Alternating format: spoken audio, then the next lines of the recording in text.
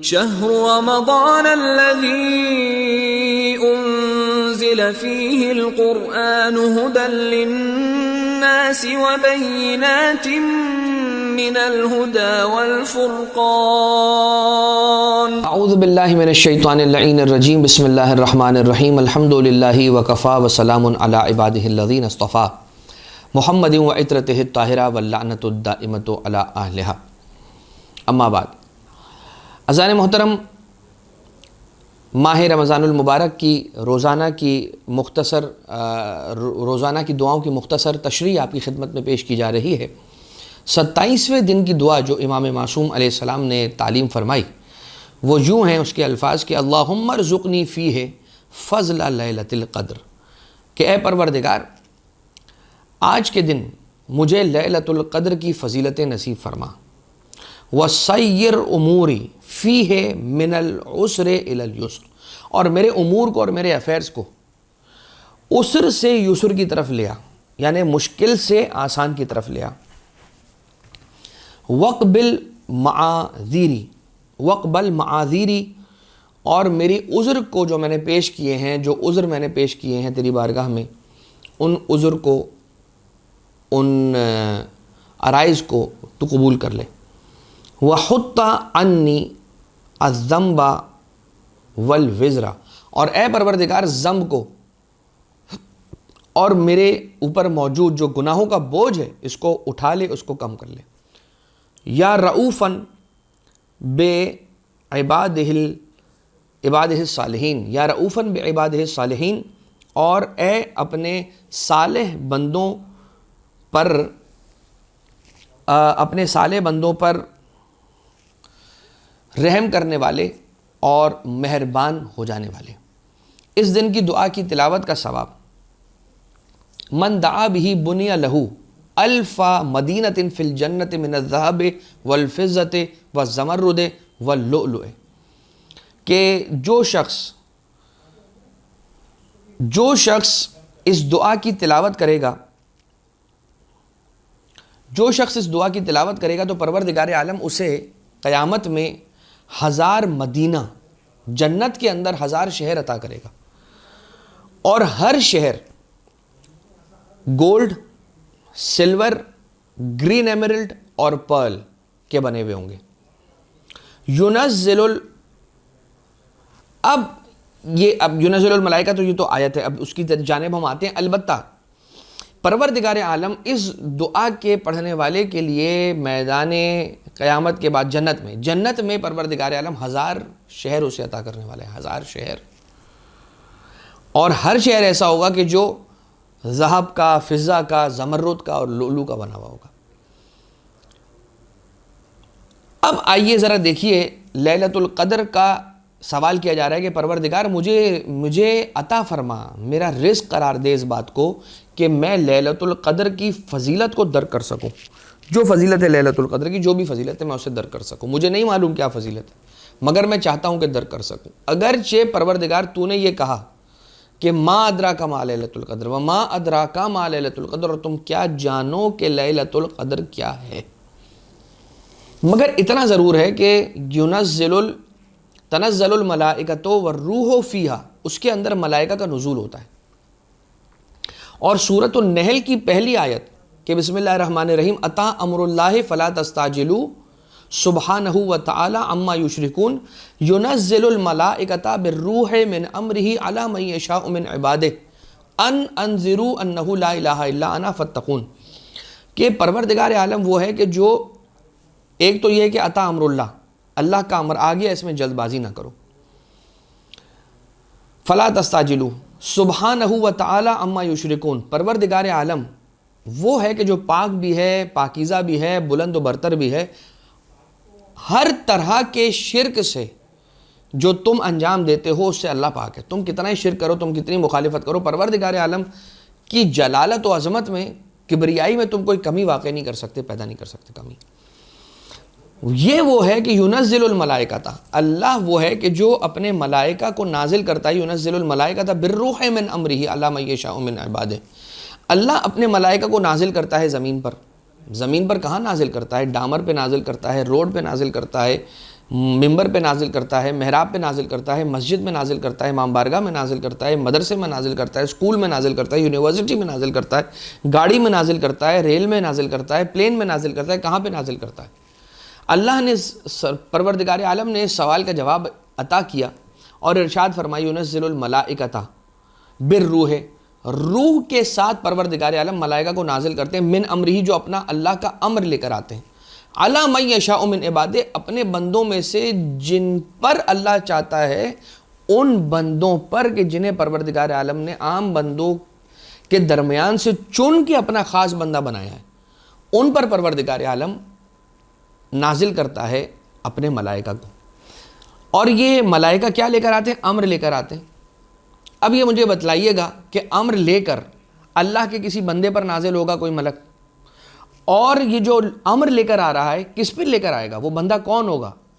اللہ اپنے ملائکہ کو امر دے کر بھیج رہا ہے زمین پر کسی بندے کے پاس، اپنے کسی خاص بندے کے پاس۔ تو اب مجھے کہنے کی اجازت دیجئے کہ وہ اللہ کہ جو اپنے ملائکہ میں سے کچھ ملائکہ کو امر دے کر زمین پر اپنے بندوں کے پاس بھیج رہا ہے، یہ بندہ وہی ہوگا کہ جو امر قبول کرنے کے قابل ہوگا۔ اللہ امر دے کے ملائکہ کو زمین پر کس کے پاس بھیجتا ہے؟ صاحب الامر کے پاس بھیجتا ہے۔ لہٰذا صاحب الامر کے پاس بھیجتا ہے، صاحب الامر کے پاس بھیجتا ہے۔ اور یہ یاد رکھیے گا، یہ آیت بھی سورہ نحل کی اور پورا کا پورا سورۃ القدر، یہ سورہ دلیل ہے اس سورہ کی وہ آیت کہ تنزل الملائکۃ والروح فیہا باذن ربہ من کل امر سلام۔ یہ پروردگار عالم اپنے ملائکہ کو امر دے کر صاحب الامر کے پاس بھیج رہا ہے، اور ہر سال بھیجتا ہے، اور جب تک شب قدر رہے گی قیامت تک، تب تک پروردگار عالم بھیجتا رہے گا، تب تک پروردگار عالم بھیجتا رہے گا۔ لہٰذا اس کا معنی اور اس کا مطلب یہ ہوا کہ امام زمانہ علیہ الصلوۃ والسلام کے وجود پر یہ آیت دلیل بن رہی ہے کہ رب ذوالجلال اعلان کر رہا ہے کہ میں امر دے کر اپنے ملائکہ کو زمین پر بھیج رہا ہوں۔ کس کے پاس بھیج رہا ہوں؟ صاحب الامر کے پاس۔ اور صاحب الامر آج نہیں ہے فقط، جب تک قیامت رہے گی تب تک ہر رات، جب بھی سال میں ایک مرتبہ شب قدر آ رہی ہے، اس رات میں اللہ اپنے ملائکہ کو امر کے ساتھ نازل کرتا ہے، اور جب تک یہ شب قدر رہے گی تب تک ملائکہ امر لے کر نازل ہوتے رہیں گے صاحب الامر پر۔ تو جب تک قیامت نہ آئے گی تب تک صاحب الامر سلامت رہے گا اور پروردگار عالم اسے سلامت رکھے گا۔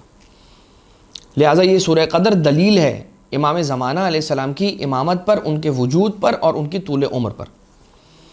اب آ جائیے امام صادق علیہ السلام، چھٹے امام علیہ السلام سے پوچھا گیا ما لیلۃ القدر، لیلۃ القدر کیا ہے؟ ما ادراک ما لیلۃ القدر، اور تم کیا جانو کہ لیلۃ القدر کیا ہے؟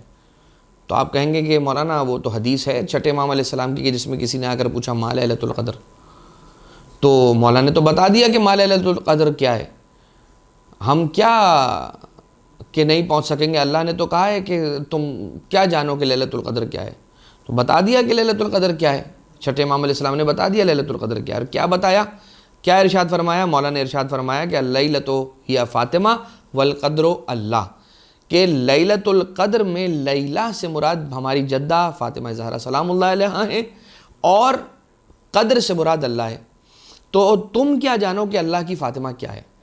اب بھی ما ادراک ما لیلۃ القدر کا عنوان ختم نہیں ہوا ہے، اس لیے کہ اگر تم لیلۃ القدر کو نہیں جانتے اور تمہاری کیا حیثیت اوقات ہے کہ تم لیلۃ القدر کو جانو، چھٹے امام علیہ السلام نے اگر بیان کر بھی دیا تو یہ بیان کیا کہ لیلۃ القدر سے مراد اللہ کی فاطمہ ہے۔ تو تم جس طرح لیلۃ القدر کی معرفت نہیں رکھ سکتے، تم نہیں جانتے کہ لیلۃ القدر کون سی رات ہے، اسی لیے 19 میں 21 میں 23 میں ڈھونڈتے ہو، اسی طرح سے جناب سیدہ سلام اللہ علیہا کی ذات کیا ہے، اس کی معرفت کسی کو حاصل نہیں ہوئی ہے اور نہیں ہو سکے گی۔ لہٰذا من ادرکا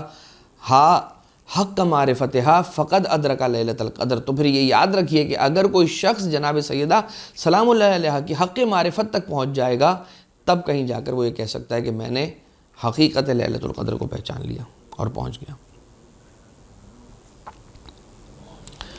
اب انسان کے لیے کیا کہا جا رہا ہے کہ اے پروردگار، میرے لیے عسر سے یسر کی طرف کا سفر اختیار کروا، یعنی کہ وسیر اموری، میرے امور کو، میرے افیئرز کو، میرے کاموں کو پروردگار دن بدن آسان بنا، دن بدن مشکل نہ بنا۔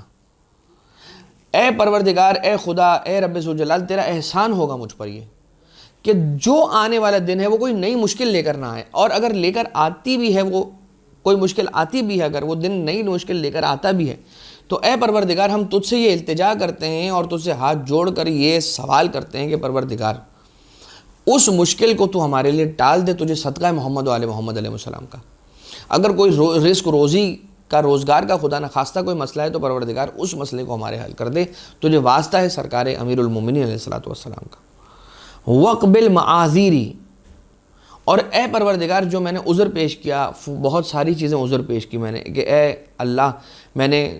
میری آنکھ نہ کھل سکی تو میں نے فجر نہیں پڑھی، اور مگر جیسے ہی میری آنکھ کھلی فوراً میں نے فجر پڑھی، لہٰذا میں مولا آپ سے